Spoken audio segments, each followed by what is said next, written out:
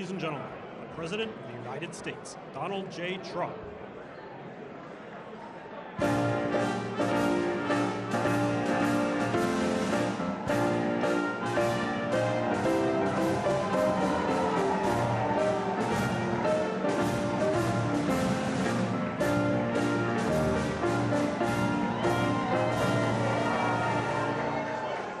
This is a nice full room. You know, we have a ballroom being built right now. So in about a year and a half, we'll be able to have about, I'd say, 10 times the number. We can invite some friends that couldn't make it today because, frankly, this was a sold-out crowd. Has been ever since I've been president. Every year it's been sold out. So a lot of great friends. Here's your knockout panel, okay, for those that are interested. See that curtain? You open that curtain, and it's a beautiful funnel right into the most beautiful ballroom. It's being built right now. So it's pretty, and they wanted it for 150 years. We're getting it done a lot. We're getting a lot of other things done, too. Well, I want to thank you all and welcome you to the White House on this very special occasion. It is indeed. I've been at every one of them, and we celebrate the 100th anniversary of Black History Month. That's a big deal. 100. Wow, that's sort of special, the 100th. That's about, it's like 150 is good, but 200 is better, right? 100 is better. I want to begin by expressing our sadness at the passing of a person who I knew very well. Jesse was a piece of work, I want to tell you. He was a piece of work, but he was a good man. He was a real hero, and I just want to pay my highest respects to Reverend Jesse Jackson. He's a good man. He was actually, as you got to know him, he got better and better all the time. A lot of people, you get to know him, they get worse and worse. Jesse got better and better. But I knew him well long before becoming president, and he really was special with lots of personality, grit, and street smarts. You would say Jesse had serious street smarts, right? A very important ingredient to life, I will tell you. He was gregarious and someone who truly loved people and a force of nature. He was somebody that we're going to greatly miss. And on behalf of everyone here today, I know you join me in sending our condolences to the entire family. Had a great family. We're also honored to be joined this afternoon by many exceptional African-American leaders and patriots, including Secretary Scott Turner, recommended. Where is Scott? Where is Scott? Will you come up here, Scott? He was recommended by somebody who's very special to me, Ben Carson. Ben Carson. Where's Ben? Where's Ben? Come on up here, Ben. Come here. I got to get here. And his wonderful wife, Candy. Candy, I'm going to steal Ben for a second because, you know, Ben recommended Scott. And when Ben recommends somebody, I just do it.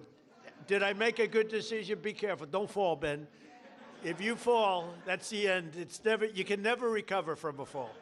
You know, you can make the greatest speech ever, but if you fall, my predecessor taught me that. So is Scott doing a good job, Ben? He's doing the best job ever. Come on, say that. I like it. So, one of the reasons I was so high on Scott Turner is he was really the driving force behind the opportunity zones, which doesn't get nearly the attention that it should, but it was because President Trump realized that the best way to get things done is through public-private partnerships and have everybody with skin in the game, and it is working, as are all the other things that he's been recommending. And at some point, the mainstream media will recognize that you don't politicize everything. You open your eyes and your ears, and you look and you see what works, and you deal with that. But the best thing about Scott, he's got a lot of energy. You know, I'm an old man now. I'll be 75 on my next birthday. And I'm not like President Trump. He just goes forever. But no one else is like that. But Scott Turner, we call him the Energizer Bunny. and he is doing a fantastic job, and I want to congratulate all the people at HUD because most of them have come back and continued with what we were doing during the first Trump term, and it's fantastic. Thank you very much, Scott.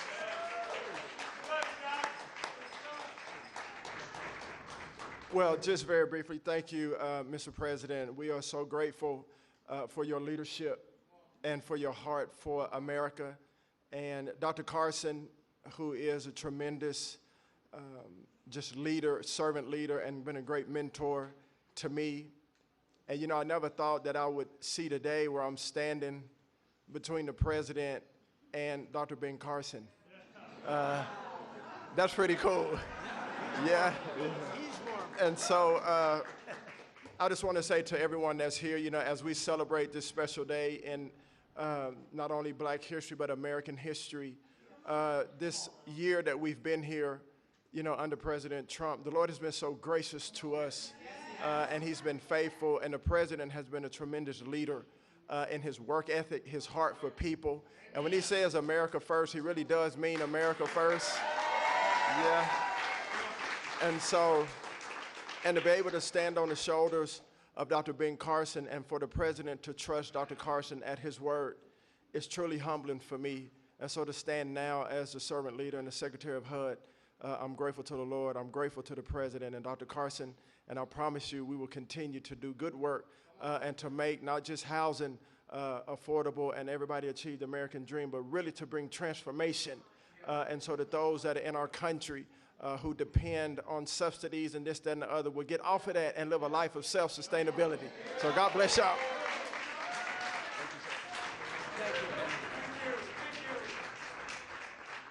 Thank you. And Ben mentioned opportunity zones. We did that, and I want to thank Tim Scott because he really, it was his baby. That was his baby, and he did a great job with it. We appreciate it. And again, Candy, thank you very much for being here. Special woman. Ben's getting the Presidential Medal of Freedom. That's the biggest. That's the biggest. It's the highest award you can have outside of the Congressional Medal of Honor. But it's better because, you know, a lot of people get the Congressional Medal of Honor. They're not around. You get them, they're not around. Whereas we don't have to go that far, generally speaking. But it's the highest award, civilian. And then you have the matching is the Congressional Medal of Honor, both tremendous. So Ben, I'll be seeing you back here pretty soon, I think, and you're going to get the award. You'll probably fill up this room. I said, we'll do it in the Oval Office. He said, sir, it's not big enough. I said, what? So we're going to do it right here, okay? And we love it. I'd like to also thank senior counsel to the Assistant Attorney General. He's a fantastic man. He's been my friend for a long time, Leo Terrell. There's no better. We have time, right? Do we have time? Yes? Anybody have to go? Like, come on up here, Leo. Get up here. This guy, he says it like it is. I like Leo. Come here, Leo. Look at you. Spry. 2.0. Leo 2.0. Let me just thank you very much, Mr. President. First of all, we are living under the administration of the greatest president in our lifetime. And we have the hottest country in our lifetime. And I want to make sure the mainstream media knows this because you represent the people who basically counter what the mainstream media has done. President Trump was the president who fully funded historically Black colleges and universities. President Trump took the lead and performed criminal justice reform. President Trump made sure that we had opportunity zones. Let me close by saying this. This country is at a crossroads, and we have the right president at the right time. And if you want school choice, like I know you do, President Trump wants it. If you want a law and order society and secure border, President Trump wants that. And more importantly, I say this because this is the greatest country on the planet. American citizens should decide American elections. Vote for the SAVE Act. Thank you. Leo 2.0. We love Leo. Thank you, Leo. That was very good. Yeah, 4 more years.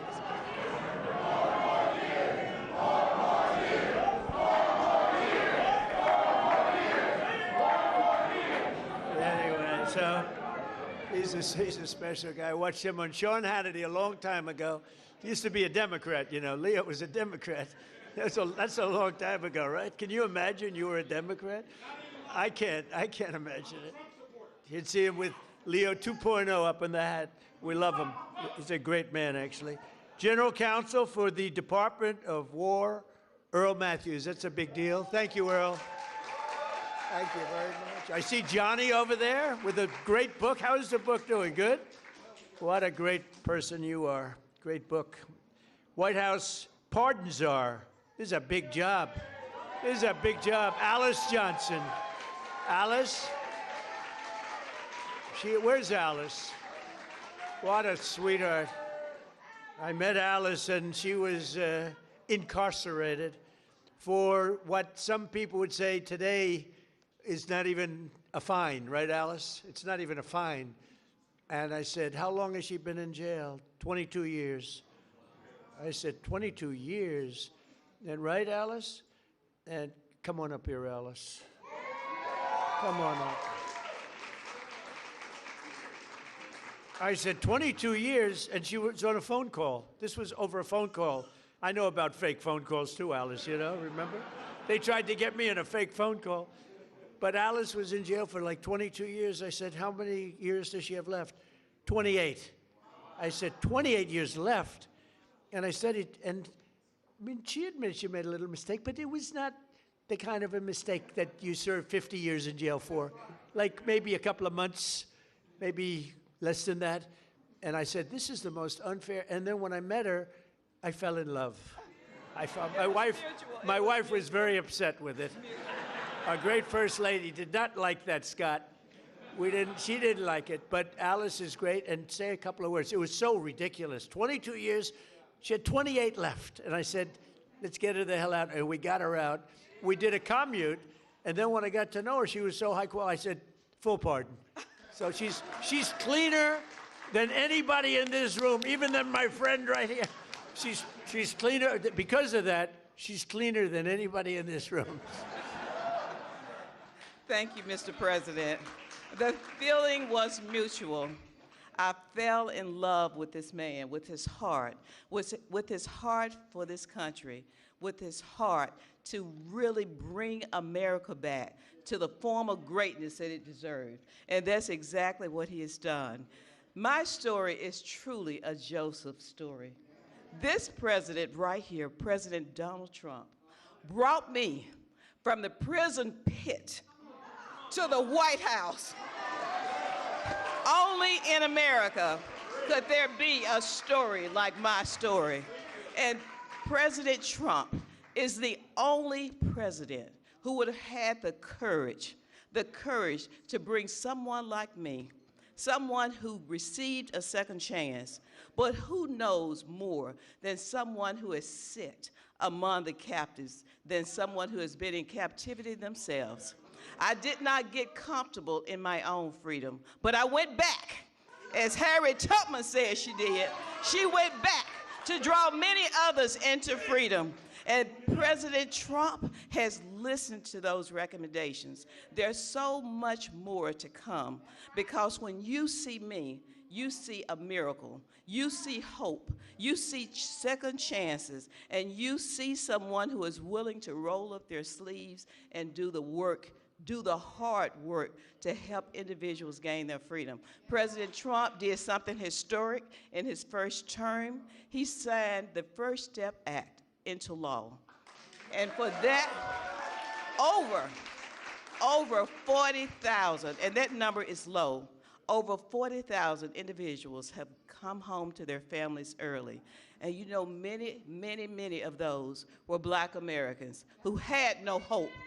This president right here, as you look out upon this sea of Black Americans, this president hears you. This president cares for you. Don't let anyone tell you that this president right here, Donald Trump, is not for Black America, because he is. I'm standing here today as a testament to how he feels about Black Americans. There has never been a position like this. I don't know if there ever will be before, but I worked with him in his first term, and I'm proud to now officially have the title to make it happen. Let's get real with the realness. Let's get behind President Trump, who truly has turned our nation around and made us the envy of every country in the world. Thank you, Mr. President, and thank you, God, for recognizing and raising up this man to be the leader of the free world. I love you.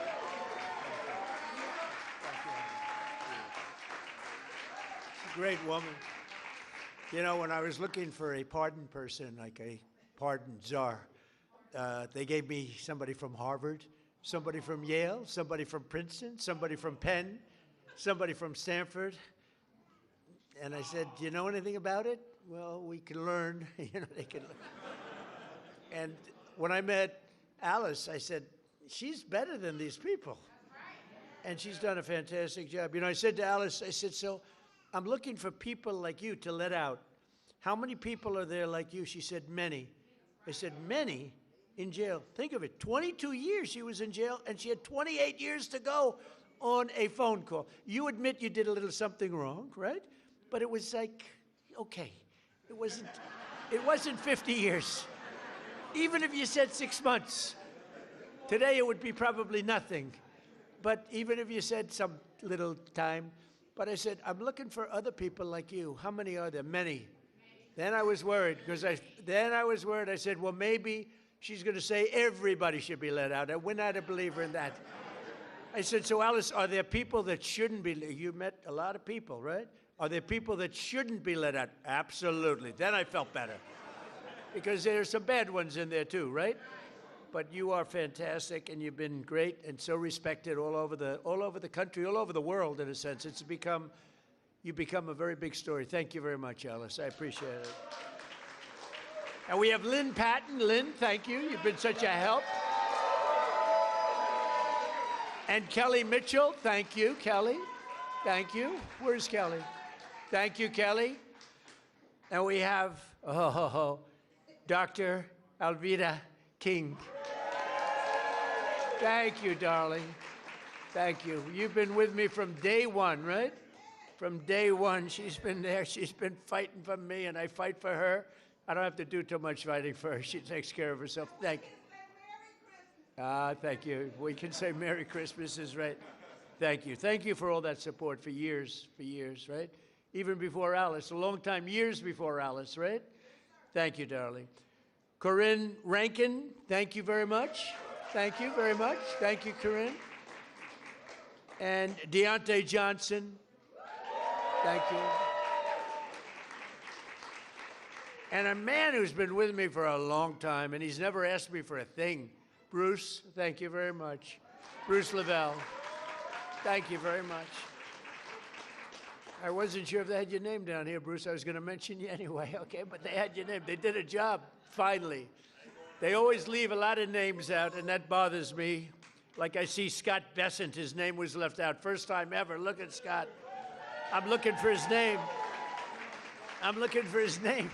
I said, I better. He's the greatest Treasury Secretary we've ever had. I think how's the economy doing, Scott? Good?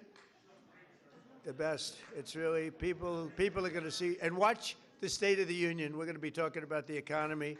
We inherited a mess, and now we have prices way down. We have energy way down. Gasoline is now breaking $2 a gallon in many places, and it's been actually amazing, but Scott's fantastic. I don't want to forget to mention him. I'd be in big trouble. All of a sudden, the economy would turn bad on us. I'd say, what happened? It was Scott. Thank you, Scott. And Secretary Lori Chavez DeReamer. Lori, thank you very much. For your Secretary of Labor, Assistant Attorney General Harmeet Diller. How are you doing? How are you doing with Harvard? How are you doing with Harvard? You know, Harvard's extremely discriminatory, unfortunately. and it's working good. Harmeeta's on their trail, right? Good, good. You keep suing them. The hell with them. I like the historically black colleges and universities, which I saved. Leo 2.0 said it, but which I saved. We saved them. They had no funding, and every year they'd come back, and I got to know some of the heads, and every year they'd come back, and after my third year, first term, I said, you guys keep coming back. Why do you keep coming back? He said, we have to come back every year. For years and years, they had to come back. And one of them said, one of the heads, a great guy, said, they make us feel like beggars. We have to come back. I said, I'm going to get you long-term financing, and I got it for them. And I said, the only bad thing, I'll never see you guys again. I haven't seen too many of them. But we took care of the historically black colleges and universities, right? And it was a great thing to do. So many others are in the audience that are just friends of mine. I look at them, so many. But if I introduce all of you, we're going to be here a long time, and that's unacceptable. Not only are we celebrating the century of Black History Month, also, as you know, this year we'll also be celebrating the 250th anniversary of our nation's founding. And the good thing, when they cheated on the election, they made me wait 4 years, and because I waited 4 years, I get the 250th year. I get the Olympics, which I was the one that got it, and I get the World Cup. So I got the World Cup, and I said, you know, it's too bad, before all this nonsense took place, I said, it's too bad. I got the World Cup to come here. Johnny, another Johnny, we got the World Cup. It was fantastic, the head of it, one of the great people. And I said, the only bad part is I won't be in office because my 4 years will be up. This would have been the more traditional route. And then they cheated on the election. And I said, now we won by so much. We won by millions of votes, but they cheated. It was during a COVID period, and they cheated. And we did it again, and we made it too big to rig, too big to rig. And by doing that, I ended up getting the Olympics. Because we were responsible for both of them. And we're going to have a great year, but we're going to have a great 3 years. We're going to have hopefully we're going to have a great century, because that's ultimately what it is. We'll get it started. But as we honor America's 250, and I can't say that I got the 250. I tried doing that a couple of times, Bruce. I said, I got the Olympics, I got the World Cup, and I got the 250th year. They said, you didn't do that. I said, you're right about that. I didn't do 250. We happened to be here at the right time. That's all that was. But we thank God for the strength and courage and grit and devotion of black Americans who have helped make America the most powerful country in the history of the world we now have. And you saw that with our attack a few weeks ago on Venezuela. We have the greatest military in the world. We make the greatest equipment in the world. There's nobody even close. Nearly 10,000 African Americans fought for the patriot cause in the Revolutionary War. Did you know that? 10,000, and it's actually a number even, I've heard even higher than that, helping secure our independence in every generation since, from the Buffalo Soldiers to the Tuskegee Airmen. Black Americans have stepped forward to defend the flag and to defend our country like few others, really, like few others. And you've never really been given the recognition that you should get for that. You know that, Ben? I don't think a lot of people have given the kind of recognition, but everyone knows all about the Tuskegee Airmen. They were great and amazing. The Buffalo Soldiers, do you know the Buffalo Soldiers? Good stuff, right? From jazz to the blues, that you know, that you do get recognition for. Jazz, the blues, from rock and roll to rap, black artists like Chuck Berry, Muddy Waters. How about Nicki Minaj? Do we love Nicki Minaj? Right? I love Nicki Minaj. She was here a couple of weeks ago. She's so beautiful. Her skin's so beautiful. I said, Nicki is so beautiful. Her nails are like that long. I said, Nicki, are they real? She said, she didn't want to get into that. But she was so beautiful and so great. And she gets it, you know, more importantly, frankly, she gets it. But black leaders from Frederick Douglass to Martin Luther King, right? Little relative over here. have made our country freer, and really what they've really done is made life more just. And black athletes have inspired billions around the globe, from Sugar Ray Robinson, Sugar Ray Leonard also, by the way, great, what a great fighter. Muhammad Ali, who was a friend of mine. I put a picture of myself and Muhammad. It was another piece of work. You talk about a piece of work. But he could fight, couldn't he, huh? Mike Tyson, boy, I tell you, Mike has been loyal to me. Whenever they come out, they say, Trump's a racist. You know, it's like a statement. Trump's a racist. Mike Tyson goes, he's not a racist. He's my friend. He's been there from the beginning, good times and bad. But Mike Tyson's a great guy, and he was so loyal, always been loyal. And Herschel Walker, speaking about loyal, how good a football player was Herschel? Herschel Walker, now he's ambassador to the Bahamas. I don't know, Bahamas, Bermuda, is he Bahamas, whatever. It's nice, a nice place. You'd like that, Bruce, wouldn't you? Bruce wants it. And a guy I became really, he liked Trump, Jim Brown. He was tough. He'd come in, he was very silent. He was silent but deadly. He'd come in and he'd look at people, and if he didn't like them, he'd just look at me and he'd go, it's no good. He wanted to rip their heart out. I would say there can't be a greater football player than Jim Brown. By the way, Lawrence Taylor, great friend. The great Lawrence Taylor, the greatest defensive player probably in the history of football. He's a great friend of mine. And, but I'm longer off the tee than him. You know why? Because I take the club back further. He takes the club back this far, and he hits it 200 yards. When you can do that, you're strong. He is a great guy, I'll tell you that. And all of this is a part of the legacy that we celebrate on July 4th, 2026, because Black History Month is really all about American history. And this is a big year. This is a big year for you. During my first term, I was honored to deliver unprecedented victories for Black Americans and all Americans, frankly. But Black Americans, I single-handedly secured record long-term funding for. I told you, the historically Black colleges and universities. I created nearly 9,000 opportunity zones with our great secretary. And also, I think we have to do, and as I said before, Tim Scott really, he came to me with that idea, and we put it into use, right, Scott? And I signed historic criminal justice reform into law. We got criminal justice reform. Just so you know, for 30 years, you, more than any other group of people, has been trying to get criminal justice reform, and they couldn't do it. And a group of people came to my office, and they asked me to do it. They couldn't get it. They needed 5 conservative votes in the Senate, and conservative was 5 conservative white votes in the Senate. And of the 5, all 5 of them were totally against, and I called them up, and they were great. They were great. And one of them was Senator John Kennedy, to be honest with you. He was not in favor of it, and I spoke to him, and he was 100%. He's a great senator, a great guy, and you know that he was a tremendous help. So we got criminal justice reform done and approved, and nobody thought it could be done. And it's no wonder that in 2024, we won more African-American votes than any Republican presidential candidate in history. And just over 1 year ago, we had a dead country. We were a dead country. Scott just said it. We were dead as a doornail. We had an idiot as a president. We had a man that was not a president. Number one, he didn't win the election. He was not a president.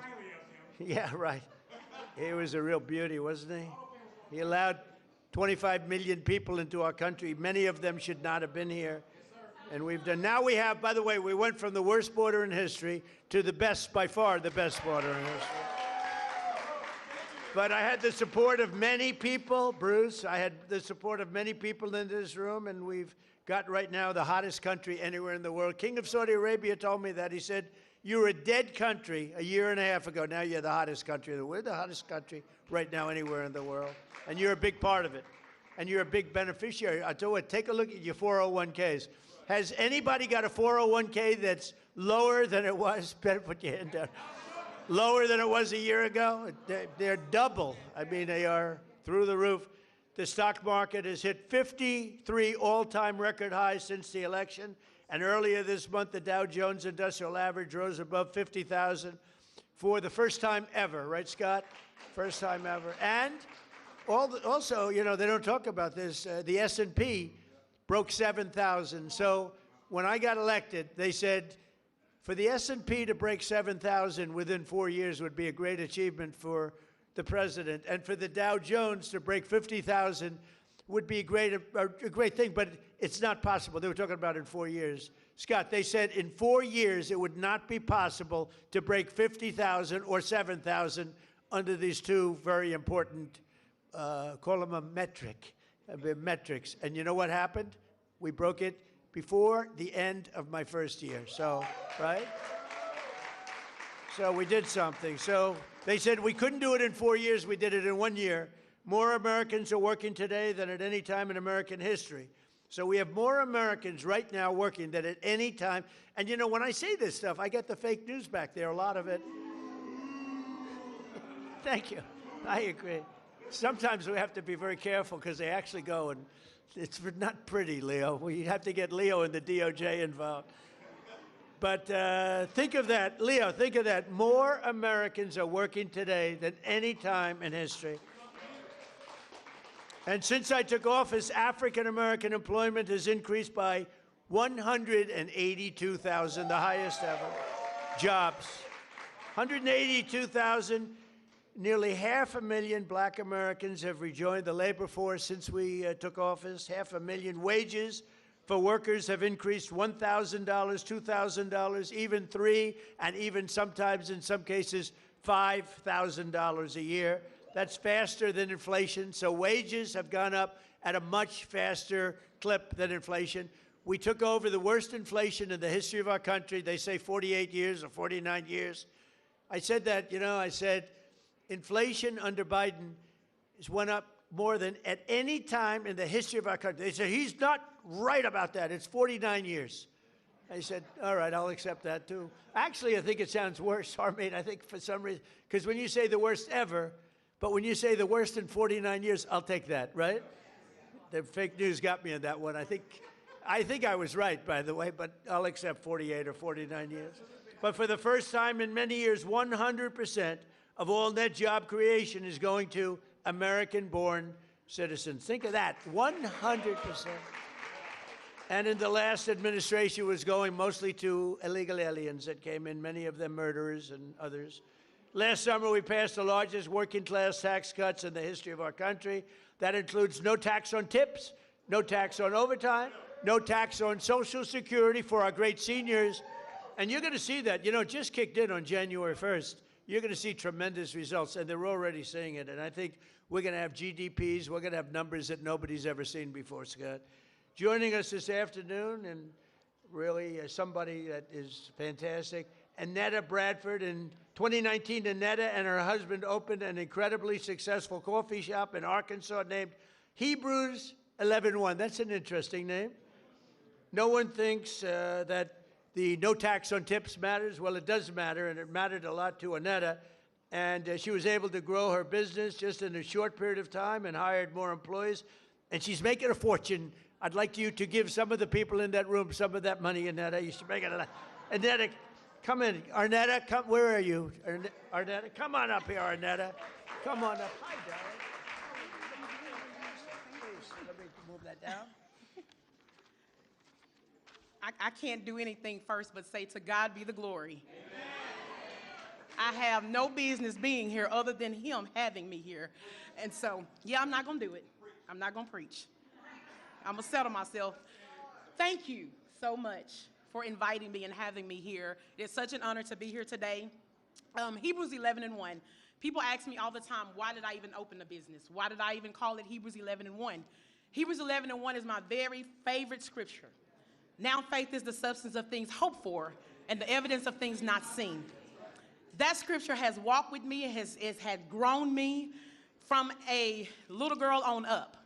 Not having no longer my mother here, no longer having my father here, my husband not having his mother and his father here. We opened Hebrews 11:1 with no funding, no money, no big family investors, no business loans, didn't have great credit. It was us and faith in God. That was 7 years ago. But I ran that business with just myself and one employee. Then here comes no tax on tips. I was able to hire 7 more employees just by what she did. Not only that, I was able to open a second location on our college campus. Things are just going off simply because having now faith. And so I love the fact of that scripture. Now, I say all of that I'm trying to stick to my little written down thing that I wrote. I don't know how to do that so well. But as a small business owner, I understand how critical support is. I understand that you have to have the right people that make the right policies for us as small business owners. So no tax on tips has been an extreme blessing for me and my business. Not just mine, but I know so many people across the country.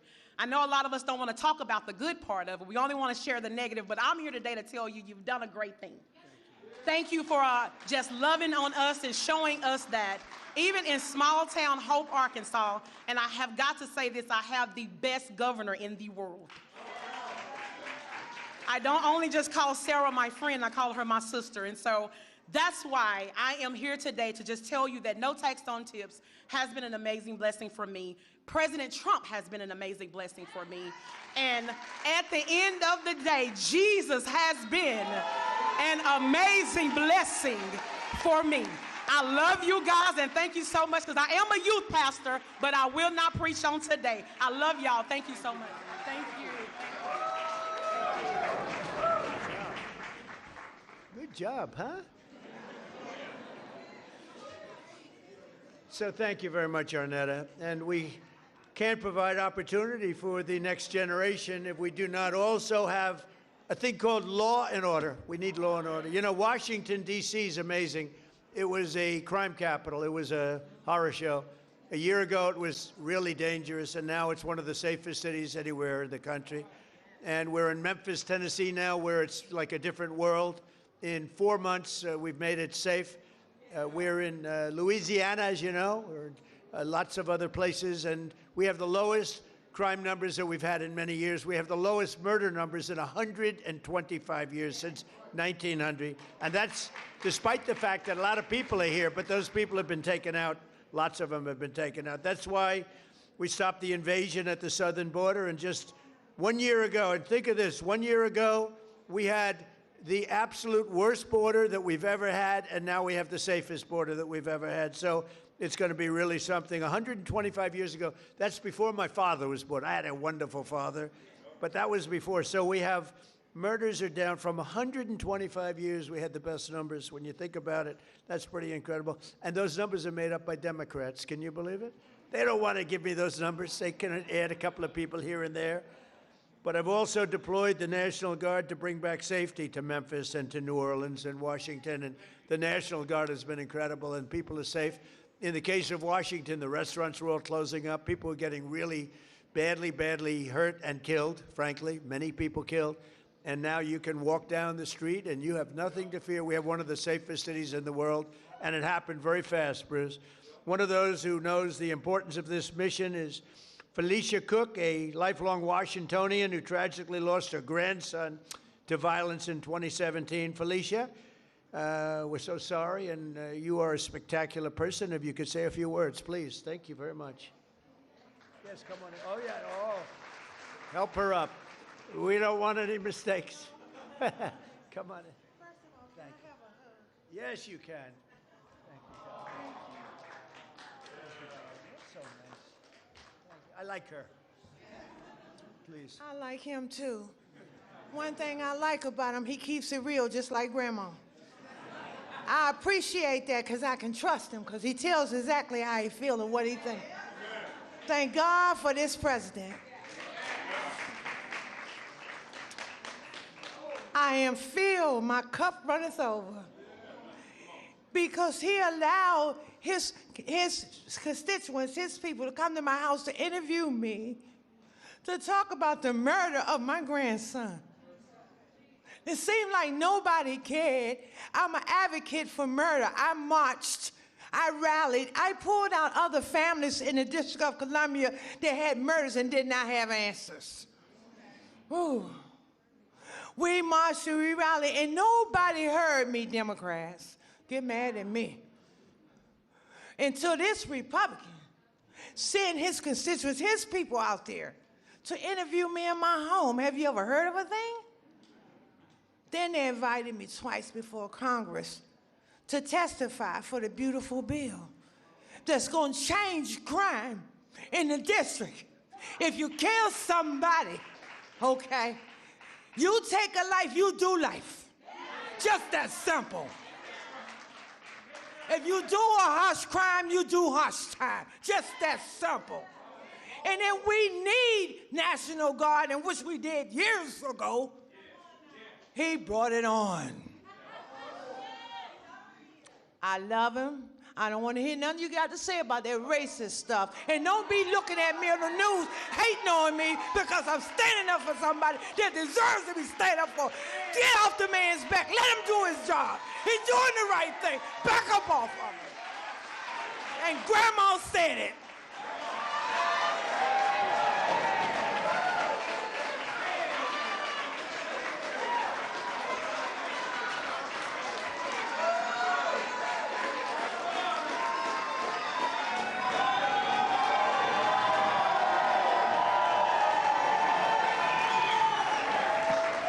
Wow.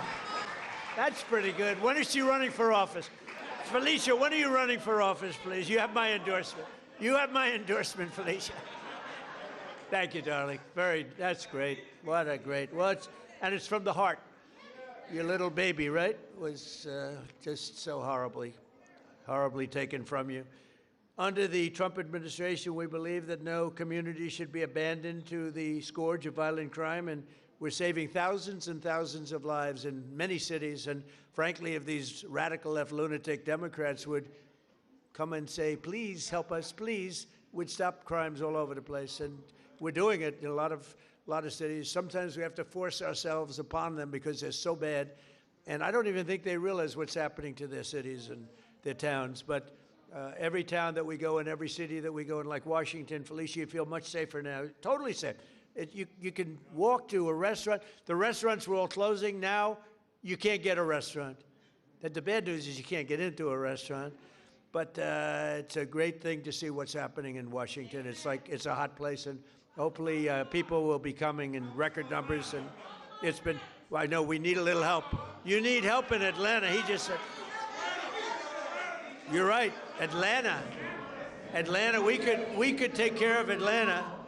I'll tell you what, you ought to get them to call me. We could take care of Atlanta so fast.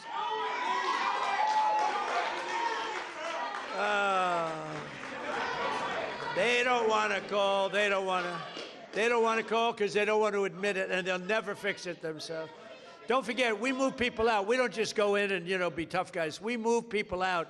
We take career criminals and we get them out. We bring them back to the country from where they came. And think of it, 90% of the crime is caused by 2% of the people. Think of it. So when you get the criminals out, you solve a lot of problems. Another way that we're fulfilling our duty to the next generation is the single biggest thing that's happened having to do with schools and education. It's called school choice in our great, big, beautiful bill. Our beautiful bill, which really covers 4 years. We put it all together. That's why we call it the great, big, beautiful bill. This will help millions of African-American children and ensure that no child is condemned to a failing government or a horrible school. And we have a person here who's fantastic on this subject. Greta, would you please come up? Please, Greta, come on up. Thank you. And her beautiful daughter. Thanks, Greta. Thank you very much. God bless you. Happy to meet you, darling. Well, I ditto, to God be the glory. And we're grateful for our president. He's doing some tremendous work. And I want to remind those that don't know that this was prophesied. So you weren't supposed to have the second term when it came about. This is your season. And God said that it was going to be rough the first 2 years and that things were going to happen. But then the last 2 years are going to be great. Well, I hope and so. yes, you're going to do some tremendous things. And so for that, we thank you. On behalf of all the mothers all around the world, I'm from Texas. I live in a zip code that I didn't have an opportunity to have a choice to go to school. And so when I raised my children, I wanted a better opportunity for them. And I'm so grateful to ACE scholarships and all the doors that the president is opening for education. My son was in a school that he didn't have any voice, and he found drugs in school, and he died. And so I'm here today to just show my appreciation for all the moms around the world. We have a choice now. This choice is so important to mothers. I have a child that, because I had a choice, she's in private school. She's thriving. She's thriving. She's going to be an anesthesiology nurse, and she's doing great. And ACE scholarships was a big part of that. Changing education changes everything. Thank you, sweetheart. Changing education changes everything.